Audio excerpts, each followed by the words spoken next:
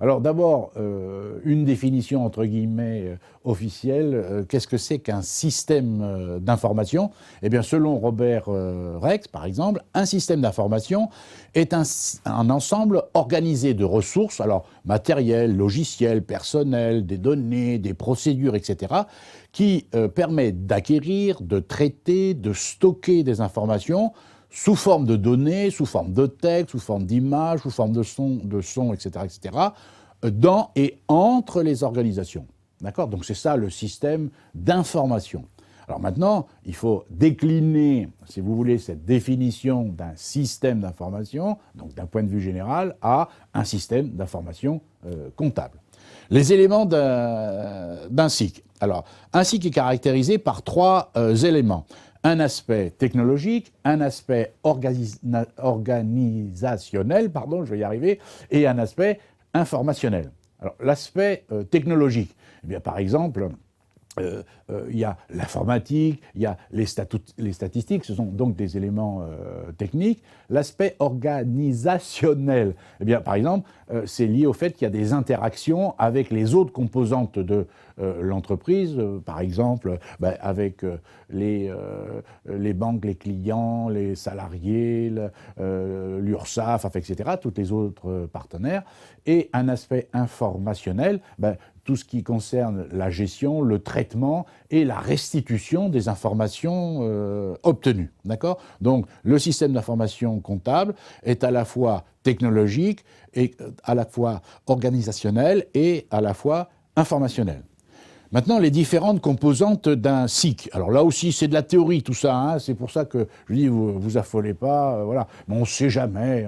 On pourrait, notamment pour ceux qui passent les diplômes d'expertise comptable, il pourrait y avoir une question à 0,25 le jour de l'examen là-dessus. Hein, mais pour les autres, c'est juste, encore une fois, comme une bonne partie de cette introduction de la culture générale. Donc, les différentes composantes d'un SIC.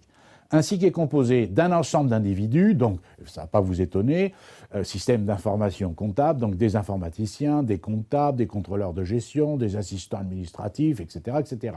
C'est composé, évidemment, le système d'information comptable d'éléments matériels, des ordinateurs, un réseau, des panneaux d'affichage, en fait tout ce que vous pouvez imaginer d'un point de vue matériel, et puis d'éléments immatériels.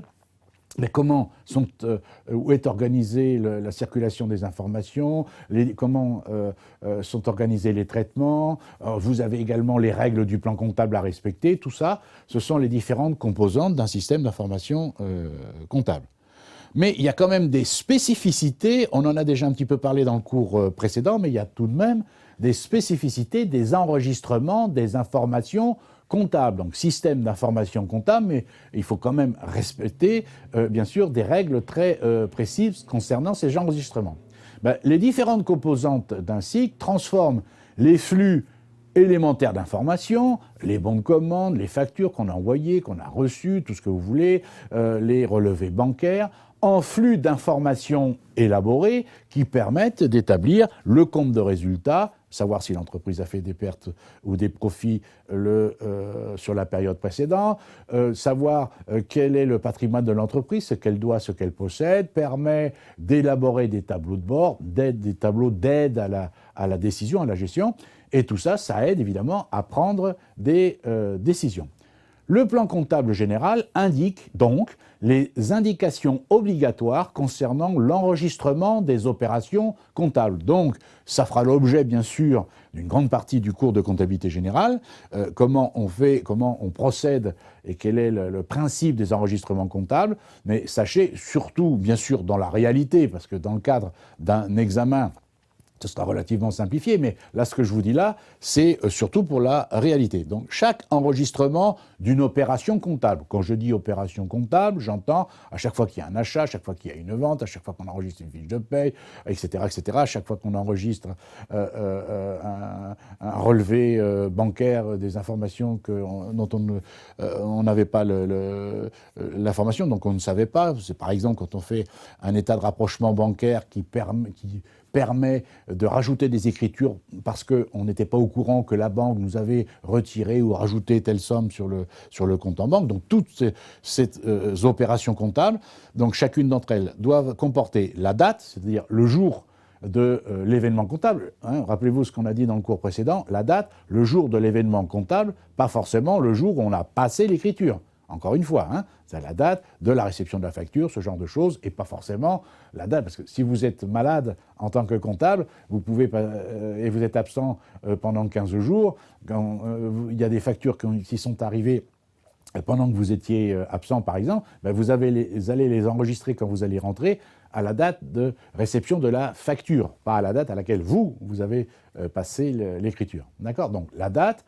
Ensuite, la nature, bien sûr, il faut préciser le type d'opération. Est-ce que c'est une vente? Est-ce que c'est un achat? Est-ce que c'est un règlement? Est-ce que c'est un règlement par chèque? Est-ce que c'est un règlement en espèces, etc., etc. Bien sûr, vous êtes obligé d'indiquer le montant en euros. Hein, la comptabilité est indiquée en euros, bien entendu. Vous devez indiquer le tiers ou la contrepartie concernée. Est-ce que c'est un client, un fournisseur, une banque, un salarié, services fiscaux, services sociaux, etc., etc.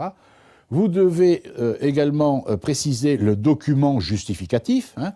Est-ce que c'est une facture? Si c'est facture, oui, numéro, etc., etc. Le reçu, un ticket, vous voyez, par exemple, ticket d'autoroute, ticket de restaurant, ce genre de choses, hein, facture, y compris notamment en cas de frais de déplacement, d'hôtellerie, de restauration. Ben, il doit y avoir un document justificatif à chaque opération comptable, et ensuite l'activité de l'entreprise qui est à l'origine de l'opération. Ben, est-ce que c'est, par exemple, un fournisseur? Est-ce que c'est un client? Etc., etc. D'accord? Donc ça, par contre, hein, je pense que ces spécificités des enregistrements des informations comptables, ça, notamment pour ceux qui passent les diplômes d'expertise comptable, ça c'est à savoir, encore une fois, il n'y a pas de quoi, c'est du bon sens en même temps, hein, mais ça peut faire l'objet d'une question de cours. Encore une fois, pour ceux qui sont dans les formations métiers et qui suivent des formations dont le but n'est pas de devenir expert comptable, il n'y a pas de problème, rien de péjoratif là-dedans, on ne vous embêtera pas avec ça le jour de l'examen. Quand je dis on ne vous embêtera pas avec ça, c'est-à-dire qu'on ne va pas vous poser la question directement. Par contre, vous serez au courant de ça parce que vous aurez, vous, une formation en général sur logiciel comptable, et sur logiciel comptable, de toute façon, tout ça, vous devrez l'indiquer. D'accord ? Voilà ce que je voulais dire sur cet aspect-là. Je vous remercie d'avoir suivi ce cours.